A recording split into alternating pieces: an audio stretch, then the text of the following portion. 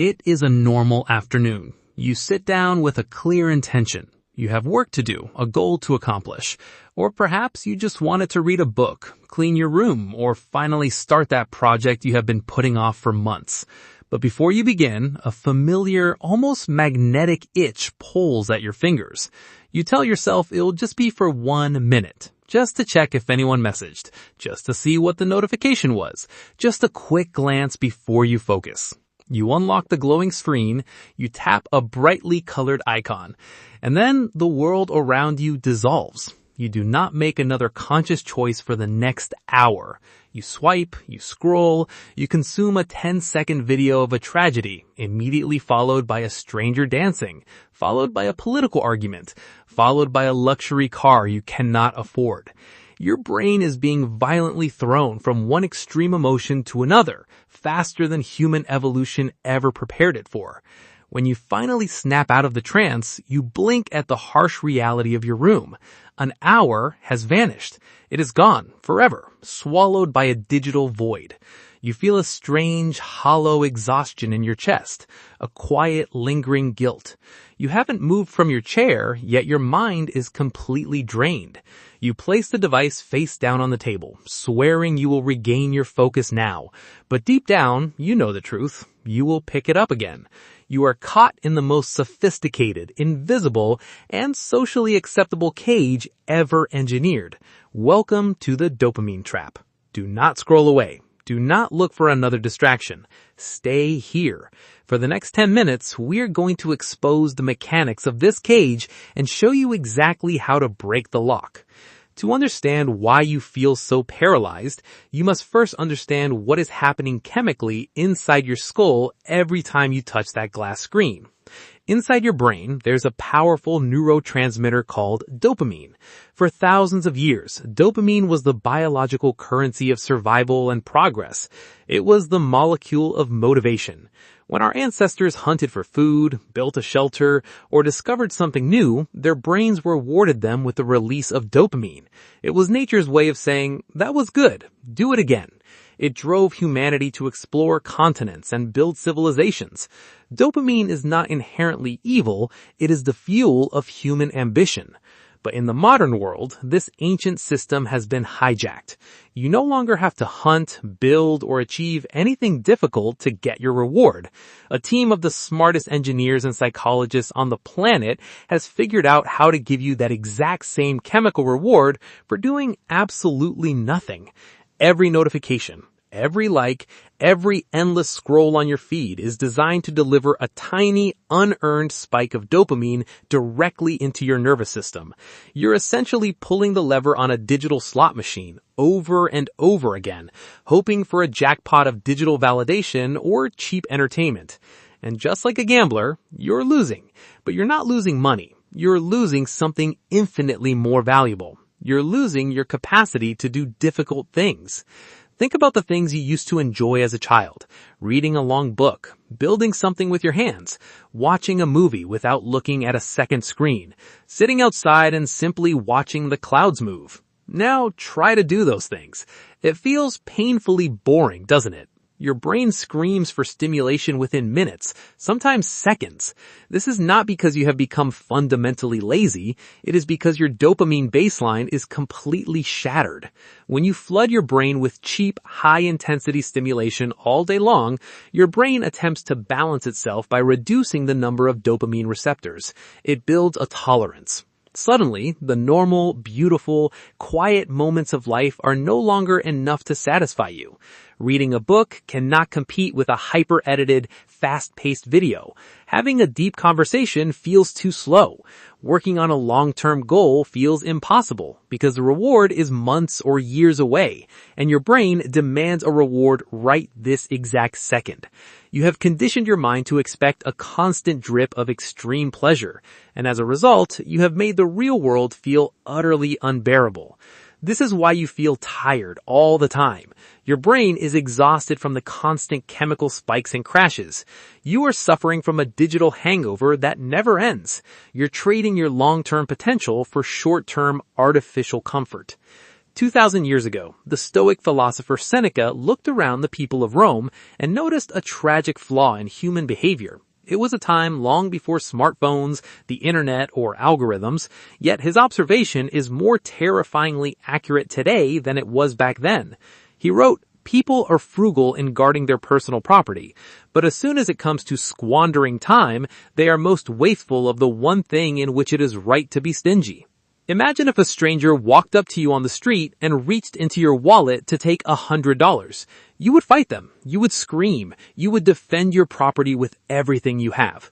Yet, every single day, you allow faceless corporations and algorithms to reach into your mind and steal hours of your time. And you give it to them willingly. Time is the only resource you possess that you can never, ever get back.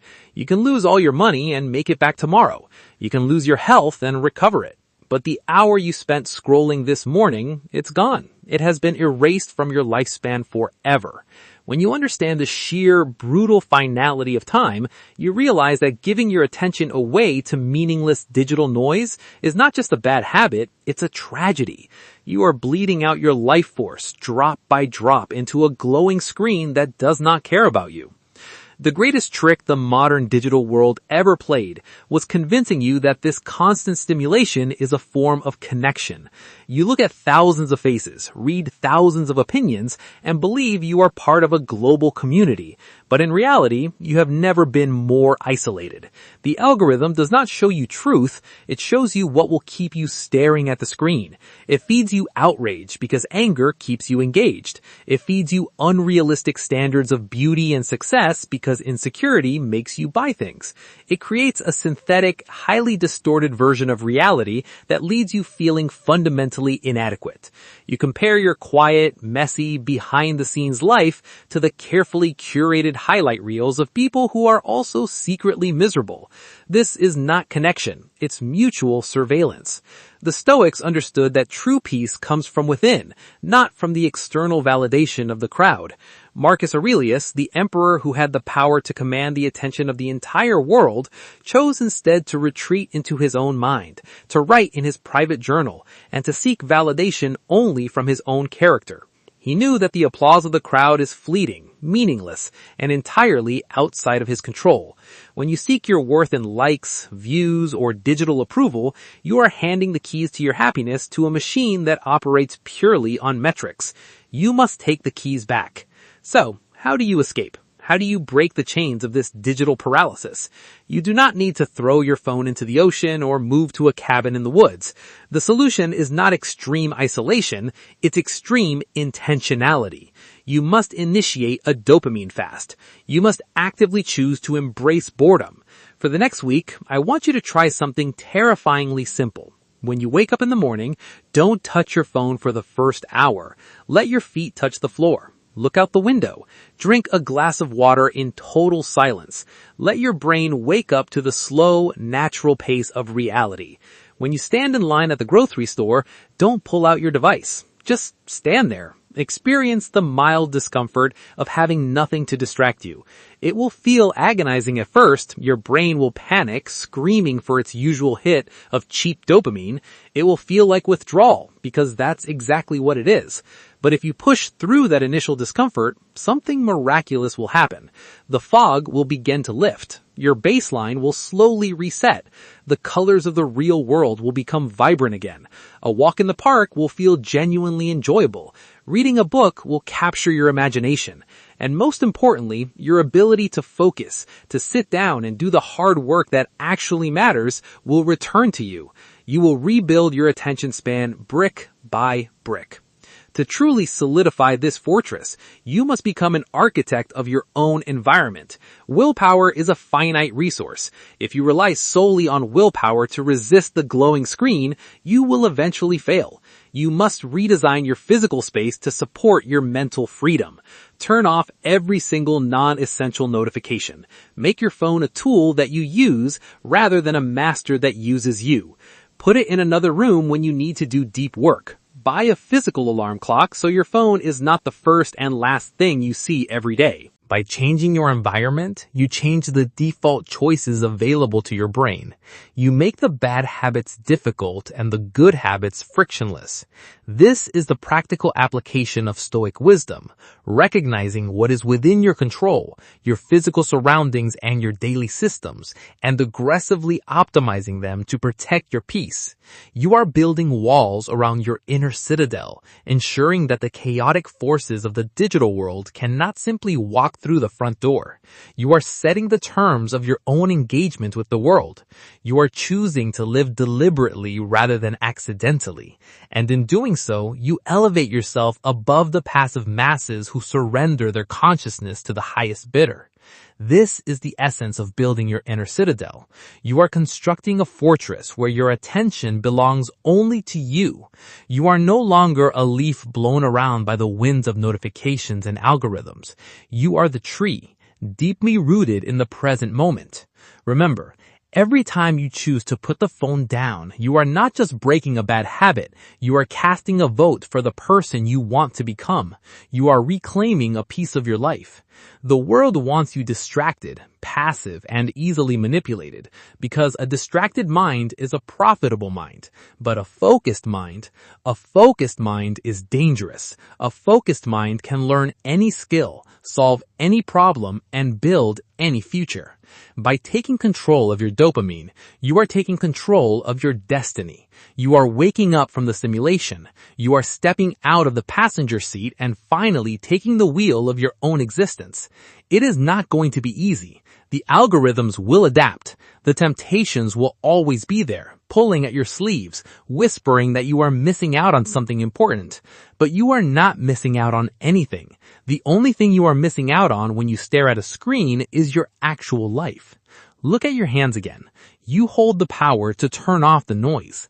As this video ends, the ultimate test begins. The algorithm will immediately try to serve you another video. It will try to keep you in the loop, to keep you consuming, to keep you trapped in the comfortable paralysis. I want you to defy it. When the screen goes dark, let it stay dark. Take a deep breath, stand up, and step back into the real physical world. Notice the silence. Notice the space around you. You are free. However, breaking the addiction to cheap dopamine is only half the battle. Once you strip away the digital noise and finally sit in silence with yourself, you will confront something else, a quiet, heavy shadow that haunts almost every modern human being. It is the profound sense of loneliness that persists even when you are in a crowded room. Why do we feel so disconnected even when we are more connected than ever before? How do you find true belonging without losing your inner peace? We will uncover the Stoic secret to mastering solitude and defeating loneliness in the next chapter. Until then, hold your ground, guard your time, and reclaim your mind.